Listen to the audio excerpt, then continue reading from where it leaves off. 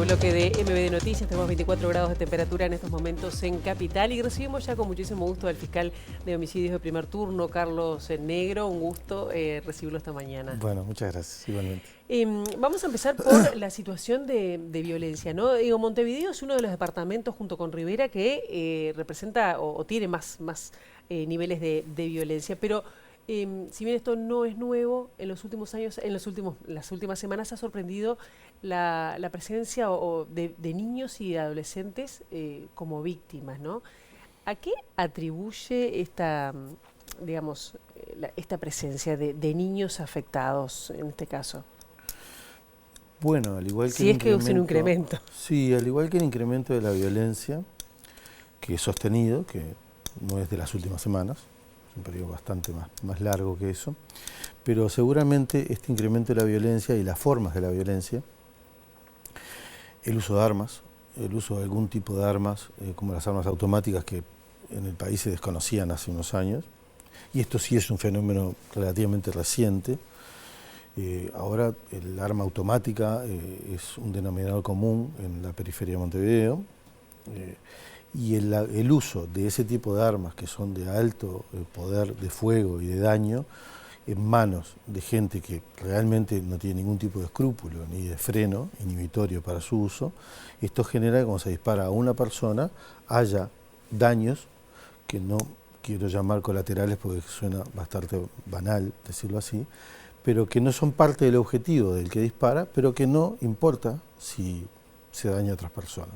Entonces esas personas pueden ser adultos, niños o de la edad que sea, porque no, en definitiva no están en el objetivo del que dispara el arma, sino que si muere otra persona no le importa. Claro.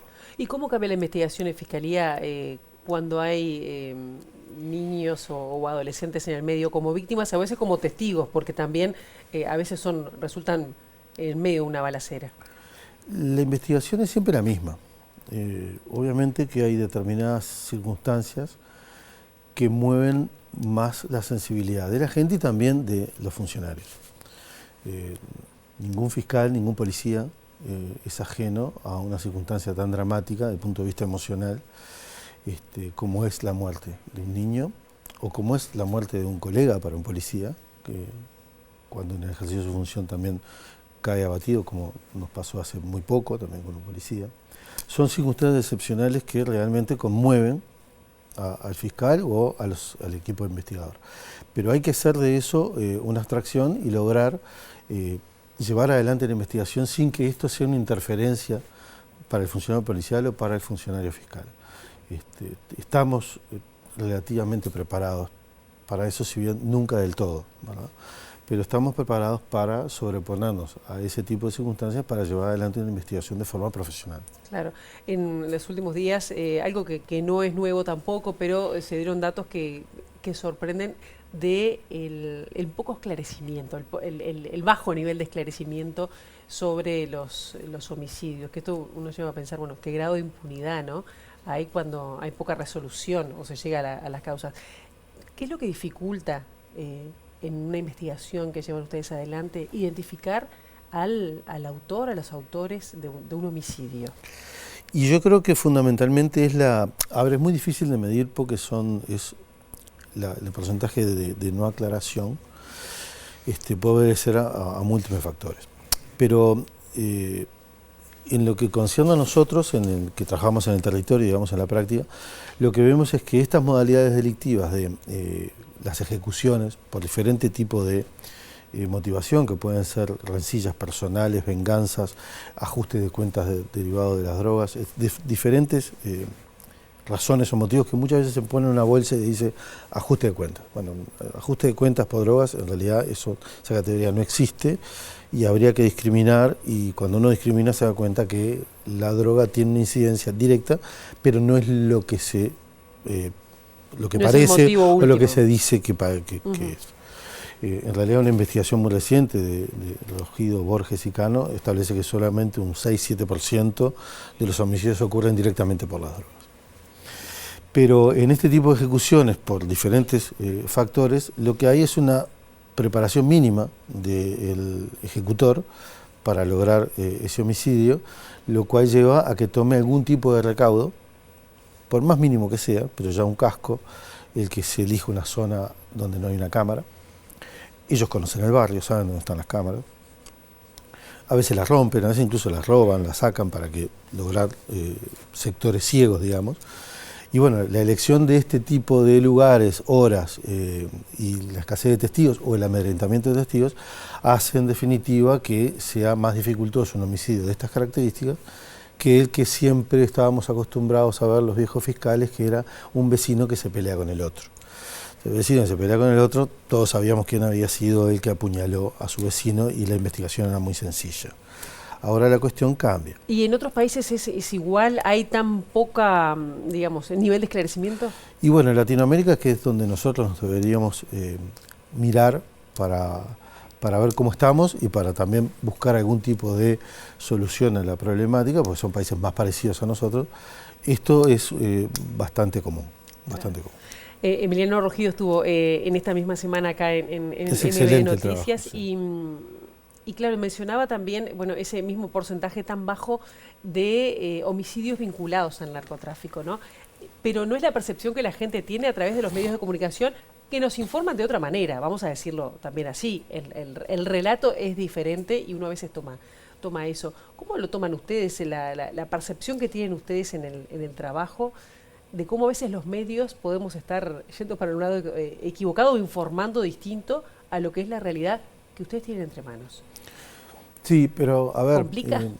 El trabajo, estos trabajos que están haciendo tanto los doctores Rogido, Cano y Borges, ya ha habido otros sí, de similares características y todos parten de lo mismo, lograr evidencia para aportar a la construcción de políticas públicas de seguridad.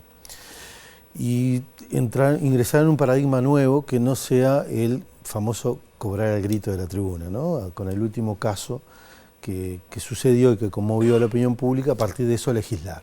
O sea, ahí aumentamos la pena para el delito de homicidio cometido en un baldío, porque este ocurrió en un baldío. Entonces aumentemos la pena para que no haya más homicidios en baldíos. No, pensamiento mágico penal que nunca tiene los resultados queridos. No ha servido aumentar las penas. Nunca, ni acá ni en ninguna parte del mundo. No hay evidencia que avale semejante cosa. Pero es el mecanismo más corto y más barato para cualquier sistema y para cualquier legislador que quiera tener una idea y volcarla en el Parlamento y así salir en la televisión durante una semana. Pero resultados en términos de seguridad pública, nulos. Entonces, este tipo de trabajo también nos abre los ojos no solamente a la opinión pública, sino también a los operadores que muchas veces en la vorágine del trabajo no percibimos realmente con qué estamos trabajando. Esa mirada de arriba que aportan este tipo de académicos, a nosotros también nos sirve porque nosotros estamos en otra cara de la moneda. Estamos en una perspectiva mucho más en el territorio, en el caso a caso.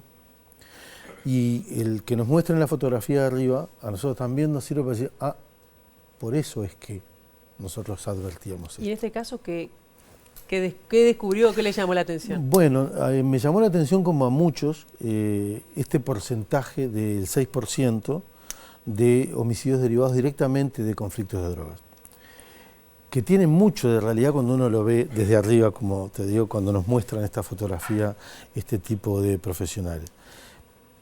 Si no fuera así, Rivera debería tener mucho menos homicidios que Montevideo, porque sin lugar a dudas, Montevideo tiene un mercado ilícito de drogas muchísimo más grande que Rivera, hasta por motivos demográficos. Pero no es así, y Rivera tiene tanto o más homicidios que Montevideo en términos relativos.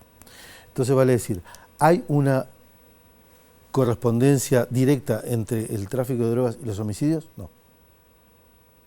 ¿Hay incidencia? Sí, claro, pero no hay una correspondencia directa entre una cosa y la otra. Y cuando dicen, por ejemplo, que la gente común o la gente de bien no debe preocuparse.